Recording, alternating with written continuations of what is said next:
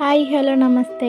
ఇది మన YouTube channel. ముందుగా మీరు మన ఛానల్ని చూస్తున్నట్లయితే మన ఛానల్ని సబ్స్క్రైబ్ చేసుకోండి.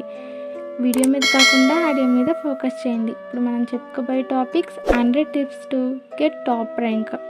యండమూరి వీరేంద్రనాథ్ రాసిన బుక్ నుంచి మొదటి ర్యాంకుకి 100 సూత్రాలు అనే బుక్ నుంచి ఈ టిప్స్ని గ్యాదర్ చేయడం జరిగింది. సో శ్రద్ధగా వినండి. ఇంకా ముఖ్యమైన విషయం ఏంటంటే నోట్బుక్ పెన్ను తెచ్చుకొని ఇంపార్టెంట్ పాయింట్స్ని నోట్ చేసుకోండి. టిప్ 1, మనం ఉదయాన్ని ఎలా ప్రారంభించాలి అక్కడి నుంచి తెలుసుకోబోతున్నాం. 1, తెల్లవారుజాముని బ్రహ్మ సమయము అంటారు. ఆ నిశ్శబ్దం, ఆ శీతల ప్రత్యూష సమయంలో ఏకాగ్రత బ్రహ్మాండంగా ఉంటుందంట. ప్రతిరోజు తెల్లవారుజామున క్రమం తప్పకుండా కనీసం అరగంటైనా చదవండి. సూర్యోదయానికి ముందు స్నానం, 5 నిమిషాల ప్రార్థన, ఆపై చదువు అలవాటైతే అద్భుతం. ప్రార్థన అంటే పాస్ అయితే తిరుపతి వస్తానని మొక్కుకోవడం కాదు. సైలెంట్గా మెడిటేషన్, నిశ్శబ్ద జ్ఞానం. దీన్నే క్లీనింగ్ ది మైండ్ స్లేట్ అంటారు. మరోలా చెప్పాలంటే మనసు పలకని తొడవడం అన్నమాట. 3, పొద్దున్నే లేవగానే అద్దం దగ్గరికి వెళ్ళి 5 సెకండ్ల ముఖం చూసుకుని ఎంత బాగున్నావే సుబ్బలక్ష్మి అనుకుంటూ నవ్వుకోండి. ఇదేదో గమ్మత్తైన చూసేలా కనబడుతుంది, కానీ నవ్వినప్పుడు మెదడులో విడుదలయ్యే సెరోటోనిన్ అన్న న్యూరో ట్రాన్స్మిటర్ మిమ్మల్ని రోజంతా ఉత్సాహంగా ఉంచుతుంది. అయినా మిమ్మల్ని చూసి మీకే నవ్వు రాకపోతే ఇంకెవరు నవ్వుతారు? Be proud of yourself. ఒంటరిగా ఉన్నప్పుడల్లా మీలో మీరే ప్రశాంతంగా నవ్వుకుంటూ ఉండండి. 10 మందిలో మాత్రం ఈ పని చేయకండి సుమా. 4, ఏ వస్తువు ఎక్కడ ఉండాలో అక్కడ ఉంచుకోవడం నుంచి పక్క బట్టలు సర్దడం వరకు క్రమశిక్షణే. సమయపాలన క్రమశిక్షణకి మొదటి మెట్టు. ఒకే సమయానికి చదువు ప్రారంభించి ఒకే సమయానికి నిద్రపోయే విద్యార్థి సగం విజయం సాధించినట్లే. 5, పొద్దున్నే జగమే మాయా బతుకే మాయా లాంటి పాటలు విన్నా, ఇంట్లో వారితో గొడవ పడిన రోజంతా డల్గా ఉంటుంది. కొంతమంది లేవగానే మదకవలం తల్లి అన్న లెవెల్లో అమ్మ కాఫీ అని అరుస్తూ దినచర్య ప్రారంభిస్తారు. పొద్దున్నే వీలైనంత తక్కువ మాట్లాడండి. లేవగానే వాట్సాప్లు చూసుకోకుండా మ్యూజిక్ పెట్టుకోండి. అవును, మ్యూజిక్ అంటే కొట్టుడు పాటలు కాదు, అంటే డీజే కాదు. భూపాలం, మలయమారుతం లాంటి ఉదయ రాగాలను వింటూ స్నానం పూర్తి చేయండి. అన్నిటికన్నా బెస్ట్ సుప్రభాతం. ఆహ్లాదకరమైన మ్యూజిక్ వల్ల న్యూరన్ సిస్టమ్ స్టిమ్యులేట్ అవుతాయి. ప్రతిరోజు మీకు 10 రోజుల్లో మీకు ఈ తేడా కనపడుతుంది ప్రతిరోజు వినడం వల్ల. 6, బిగిన ఎక్కువసేపు చదవకుండా కాన్సన్ట్రేషన్ గ్రాఫ్ మొదటి 5 నిమిషాల్లో నెమ్మదిగా పెరిగి మనిషిని బట్టి 20 నుంచి 50 నిమిషాల దాకా ఉన్న స్థాయిలో ఉండి తర్వాత క్రమం తగ్గుతూ ఉంటుంది. తగ్గగానే చదువు ఆప్ చేయండి. 7, గోడకు ఆనుకుని చదవద్దు. వెన్నెముక నిటారుగా పెట్టి కూర్చుని చదవడం మంచిది. అన్నిటికన్నా ముఖ్యమైన విషయం, చదివే స్థలాన్ని వెరైటీ కోసం మార్చవద్దు. 8, పక్క మీద పడుకొని అస్సలు ఎప్పుడు చదవద్దు. మరీ మార్పు కావాలనుకుంటే మేడపైకి వెళ్ళి కానీ బాల్కనీలో కానీ కూర్చుని చదువుకోండి. 9, మంచి ఆరోగ్యం, ప్రేమ మీ స్కూల్లోనూ వీధిలోనూ కనీసం కొందరైనా గుర్తించేటంత కీర్తి, మంచి కళలు, జీవితం పట్ల ఉత్సాహ జ్ఞానం, ఈ 6 ఉండడమే గెలుపు. చిన్న వయసులోనే వీటిని తొందరగా సంపాదించడానికి ప్రయత్నం చేయండి. జ్ఞానేంద్రియ నియంత్రణ. పంచ జ్ఞానేంద్రియాలన్నీ ఒకే పనిపై నిలపటాన్ని ఏకాగ్రత అంటారు. జ్ఞానేంద్రియాలని కంట్రోల్ చేసే టెక్నిక్ ఒక్కసారి తెలిస్తే చదివింది మర్చిపోవడం జరగదు. కళ్ళు. 10, చదవాలి కాబట్టి కంపల్సరీగా చదవద్దు. నిద్రొస్తే కాసేపు నిద్రపోండి. అలా అన్నానని ప్రతిరోజు నిద్ర వస్తుందని సాకులు చెప్పుకోవద్దు. సినిమా సెకండ్ షో చూసో మరే కారణంగానూ బాగా అలసిపోయినప్పుడు 1-2 గంటలు పడుకొని ఆపై ఫ్రెష్గా లేచి చదువుకోండి. కళ్ళు మండుతున్నట్లు అనిపిస్తే కీరా కానీ తడి దూది కానీ కళ్ళ మీద 5 నిమిషాల పాటు పెట్టుకోండి. మంట తగ్గాక చదువుకోండి. 11, కళ్ళజోడు ఉన్నవారు అద్దాలని శుభ్రంగా ఉంచుకోవాలి. కళ్ళు తొందరగా కలిసిపోవడానికి కారణం పుస్తకం వెనక ఉన్న బ్యాక్డ్రాప్. అది నలుపు కానీ తెలుపు కానీ అయితే కళ్ళు తొందరగా కలిసిపోతాయి. ఎల్లో ప్లెజెంట్ రంగు కళ్ళకు మంచిది. దీన్ని లాజిక్ అడగండి దీనికి. పసుపు రంగు టేబుల్ క్లాత్గా ఉపయోగించండి. చాప మీద కూర్చొని చదువుకునే అలవాటు ఉంటే పసుపు రంగు చాప వాడండి. 12. గది చీకటి చేసి టేబుల్ లైట్ వెలుగులో చదవండి. మామూలు బల్బ్ కాకుండా ట్యూబ్ లైట్ ఉన్న టేబుల్ లైట్ అయితే మంచిది. 13. Wet cloth technique. గంట చదువయ్యాక తల వెనక్కి వాల్చి కళ్ళ మీద తడి కచ్చి పెట్టుకుని ఎడమ చేతి బొటన వేలితో కుడివైపు ముక్కు మూసి గాఢంగా గాలి పీల్చండి. తర్వాత రివర్స్లో మళ్ళీ అలా చేయండి. 5 నిమిషాల్లో ఊపిరితిత్తులు స్వచ్ఛంగా శుభ్రంగా తయారవుతాయి. కుడి మెదడుకి తెలివికి, ఎడమ వైపు జ్ఞాపక శక్తికి నిలవ అంటారు. 2 మెదళ్ళు శక్తివంతమవుతాయి. కొంత హుషారు వస్తున్నట్లు అనిపిస్తుంది. ఈరోజే చేసి చూడండి, మీకే వెంటనే ఈ తేడా తెలుస్తుంది. 14.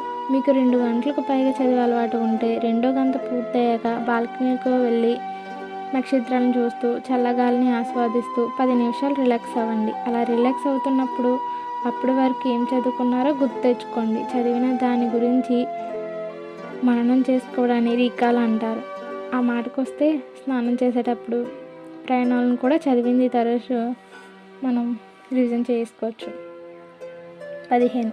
గుమ్మం పక్కన కిటికీ ఎదురుగా కాకుండా గోడ వైపు తిరిగి టేబుల్ లైట్ వెలుతురు తలదించుకుని చదువుకోండి. చుట్టూ చూస్తూ ఉంటే చదివితే గోడ మీద బల్లి, ఆ బల్లి దగ్గర తిరుగుతున్న దోమ కనబడతాయి. దోమను బల్లి తింటుందా తినదా అన్న ఆలోచనలు ఇలాంటి ఎన్నెన్నో వస్తాయి. తద్వారా ఏకాగ్రత పోతుంది. కాబట్టి వీలైనంత వరకు శ్రద్ధగా ఆ బుక్ మీద మనసు లగ్నం చేసి చదువుకోండి. చర్మం. 16. చదివేటప్పుడు మనసు ఎలా ప్రశాంతంగా ఉంచుకోవాలో చర్మం కూడా అంతే ఫ్రెష్గా ఉండాలి. ఉదయము సాయంత్రము చదువు ప్రారంభానికి ముందు కంపల్సరీగా స్నానం చేయాలి.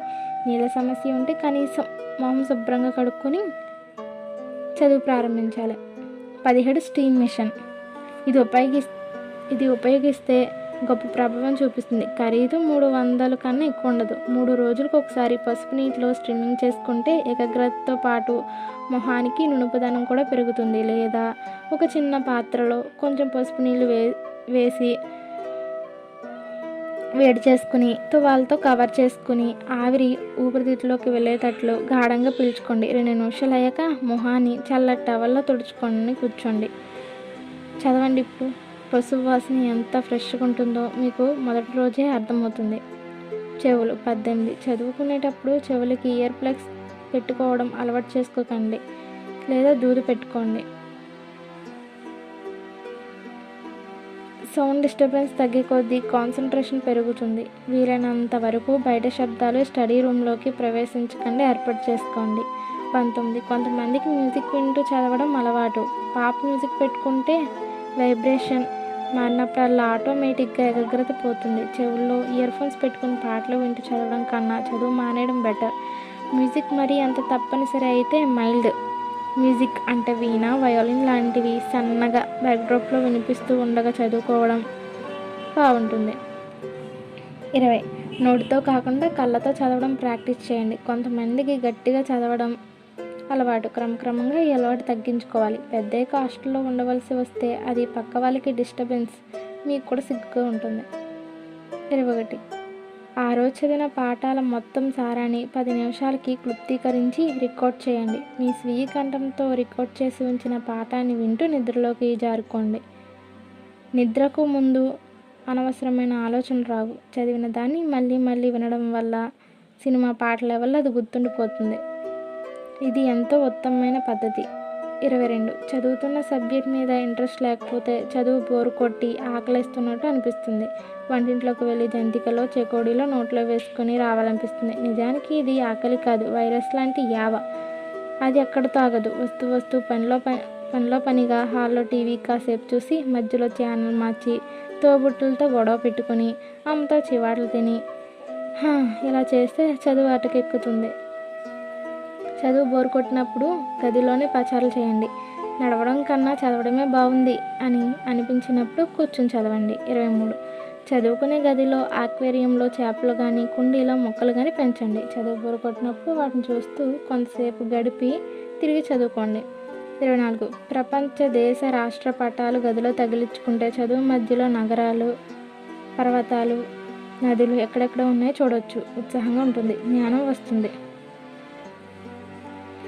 25 ఫిజిక్స్, కెమిస్ట్రీ సూత్రాలు గోడకు అతికించుకుంటే కొంతకాలానికి మీకే తెలియకుండానే అవి బైహెట్ అయిపోతాయి. 26 చదివే సమయంలో నోట్లో లవంగం పెట్టుకోండి.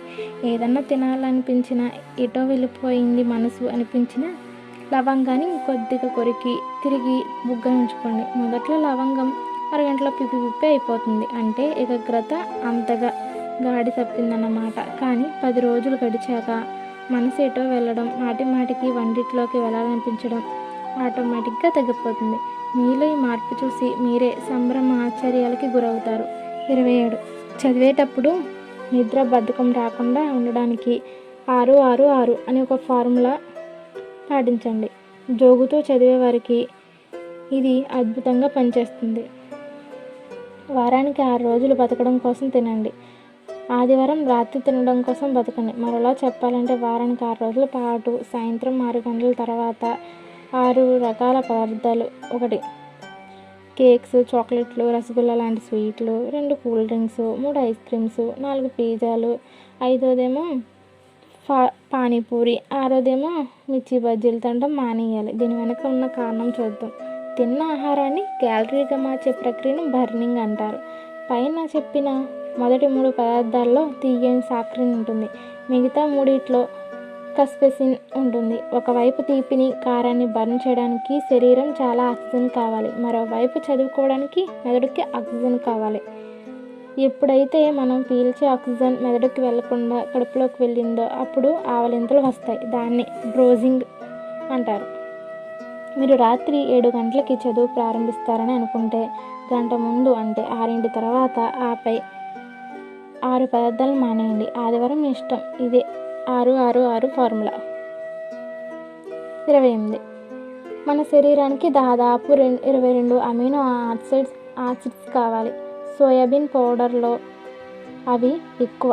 మీరు రోజు 2 గంటల పాటు చదివితే గంట చదువు పూర్తయిన తర్వాత 1 గ్లాస్ చక్కెర లేని పండ్ల రసం కానీ మజ్జిగలో సోయా పౌడర్ కలిపి కానీ తాగండి. ఈ పౌడర్ ప్రతి షాప్లోనూ దొరుకుతుంది. రొట్టెల్లో గోధుమ పిండితో పాటు సోయా కూడా కలిపి 75:25 నిష్పత్తిలో తింటే మరీ మంచిది. రాత్రి పడుకునే ముందు మీరు లావుగా లేకపోతే 1 అరటిపండు తినండి. బాగా నిద్రపోవడానికి అది సాయం చేస్తుంది. చదువుకు ముందు పాలు, అరటిపళ్ళు తీసుకోకూడదు. అవి కేవలం నిద్రకు మంచివి. ముక్కు. 29 డార్విన్ థియరీ ప్రకారం ప్రోటోజోవా నుండి కార్టేజా వరకు మనిషి శారీరక వికాసం జరిగిందనుకుంటే ఆ పరిణామ క్రమంలో మొదట వచ్చినవి కళ్ళు, నోరు, చెవులు కాదు, ముక్కు. ఈ నాసిక రంధ్రం దాదాపు కార్టెక్స్ మెదడు వరకు ఉంటుంది. మరోలా చెప్పాలంటే మెదడుకి దగ్గరగా ఉండే అవయవం ముక్కు. అందుకే విద్యార్థి మూడ్ మీద అది తక్షణ ప్రభావం చూపిస్తుంది. ఆ కారణం వల్లే డ్రైనేజ్ పక్కన కూర్చుని చదవలేము. వంటింట్లోంచి సాంబారు, బిర్యానీ వాసనలు వచ్చినప్పుడు కూడా ఏకాగ్రత పోతుంది. వాసనకి ఏకాగ్రతకి అంత దగ్గర సంబంధం ఉంది. చల్లని సువాసన భరితమైన గదిలో కూర్చుని చదువుకుంటే ఏకాగ్రత 2 రెట్లు పెరుగుతుంది. చదువు ప్రారంభించే ముందు ఒక అగరబత్తి వెలిగించండి. ఆ వాసనకి కొంతకాలానికి ఆ సుగంధ పరిమళం వాతావరణంలోకి ప్రవేశించగానే ఆటోమేటిక్గా చదువుకోవాలనిపిస్తుంది. ఒక్కసారి ఇది అనుభవం అయితే ఫలితం మీకే తెలుస్తుంది. 30 అగరొత్తి పొగ మీకు పడకపోతే మెడ దగ్గర జవ్వాది, కస్తూరి, అత్తరు, గోరు చనాయాలతో ఏది నచ్చితే అది వ్రాసుకోండి. ఇది ఏ కిరాణా షాప్లోనే దొరుకుతుంది. ఇవి రాసుకుంటే మొహం చుట్టూ స్మెల్ సర్కిల్ అని ఒక వృత్తం ఏర్పడుతుంది. దీనివల్ల వంటింట్లో నుంచి వచ్చే వాసనలు తగలవు. 31 కరాటే ఆటగాడు పోటీలోకి ప్రవేశించబోయే ముందు ఏ విధంగా బలంగా ఊపిరి తీస్తూ గాలిలోకి పంచెలేస్తూ ముళ్ళలోకి ప్రవేశిస్తాడో ఆ విధంగా చదువులోకి ప్రారంభించే ముందు కాసేపు బలంగా ఊపిరి పీలుస్తూ వదలండి. ఆక్సిజన్ మెదడుని ఫ్రెష్గా ఉంచుతుంది. గాల్లోకి పంచెలు మాత్రం ఇవ్వకండే పిచ్చెక్కింది అనుకుంటారు. 32 ప్రతి మనిషి కాస్తో కూస్తో సైనస్ ఉంటుంది. జలుబు చేసినప్పుడు మీరు ఎలా చదివి ఉంటారో గుర్తెచ్చుకోండి. అశోకుడు అది దాటి చదువు ముందుకి సాగదు. అటువంటప్పుడు మిరియపు గింజని సూదికి గుచ్చి అగ్గిపుల్ల మంటలో దాన్ని కాల్చి ఆ పొగని గాఢంగా ఒక్కసారి పీల్చేయండి. నశాలను కంటుతుంది. ఆ బాధ కన్నా చదివే బెటర్ అనిపిస్తుంది. మిరియం వాసనకి జలుబు భయపడి పారిపోతుంది. 33. చదువుకునేటప్పుడు నెత్తి మీద ఒక టోపీ కానీ లేదా మెడకు ఒక స్కార్ఫ్ కానీ కట్టుకుంది. ఇది చాలా గమ్మత్తైన ప్రక్రియ. ప్రార్థన చేసే ముందు ఒక మతస్థుడు టోపీ పెట్టుకుంటారు. అది పెట్టుకొని పవిత్ర స్థలంలో జోకులు వేయరు. మరొక మతస్థుడు పవిత్ర వస్త్రం మీద కూర్చుని ప్రార్థన చేసేటప్పుడు అనవసరంగా మాట్లాడరు. ఈ విధంగా మీకు కూడా చదువుతున్నాం అన్న ఒక ఫీలింగ్ వచ్చి శ్రద్ధగా చదువుకోవడానికి వీలవుతుంది. ఇప్పుడు మీరు ఒకటి గమనించారా? మీరు చదువుకునే స్థలాన్ని ఒక గుడి ప్రాంగణంగా తయారు చేసుకున్నారు. ఎలా చేస్తారో చూద్దాం. గుడిలోకి వెళ్ళే ముందు స్నానం చేస్తాము. మీరు స్నానం చేస్తారు. గుడిలో పటిక బెల్లం ఇస్తారు. మీరు లవంగం పెట్టుకున్నారు. గుడిలో శటకోపం పెడతారు. మీరు క్యాప్ ధరించారు. గుడిలో కర్పూరం లాగే మీ రూమ్లో అగరొత్తులు వెలిగించుకున్నారు. గర్భగుడిలో చీకటి ఉన్నట్టే గదినంతటిని చీకటి చేసి టేబుల్ లైట్ పెట్టుకున్నారు. గుళ్ళో మీకు ఐటమ్ సాంగ్స్ గుర్తుకురావు. ఇది నెక్స్ట్ జ్ఞాపక శక్తి గురించి తెలుసుకోబోతున్నాం. ఇప్పుడు దాకా చెప్పిన టిప్స్ మీకు నచ్చినట్లయితే మన ఛానల్ని సబ్స్క్రైబ్ చేసుకోండి. Thanks for watching.